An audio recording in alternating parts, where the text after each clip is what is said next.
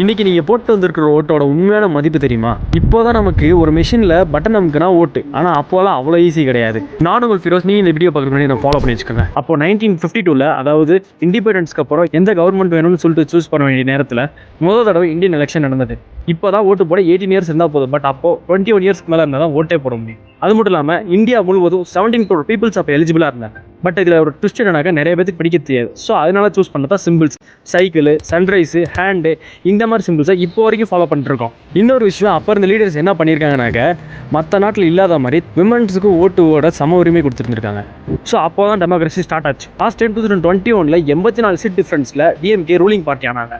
இப்போ யார் ரூல் பண்ணணும், யார் நமக்கு தலைவனாக இருக்கணுன்ற ஒரு முடிவை நீங்கள் எடுக்க வேண்டிய சுச்சுவேஷன். டோட்டல் 234 தொகுதிகளில் 117 தொகுதிகள் யார் வின் பண்ணுறாங்களோ அவங்க தான் ஆட்சி பிடிக்கணும். பைபோலார் நடக்கணுமா இல்லை சிங்கிள் ரூலிங் நடக்கணுமான்றதையும் நம்ம தான் தீர்மானிக்கணும். ஸோ நீ இப்போ ஓட்டு போட்டிருக்கிறதோட மதிப்பு இப்போ உங்களுக்கு புரியும்னு நினைக்கிறேன். இன்னும் ஒரு ஓட்டுனால என்ன ஆயிரப்போகுது, நான் ஓட்டு போடாதனால என்ன ஆயிரப்போகுதுன்னு இருக்கிற உங்கள் ஃப்ரெண்ட்ஸுக்கு இந்த வீடியோ ஷேர் பண்ணி ஓட்டு போட இழுத்துப்போம்.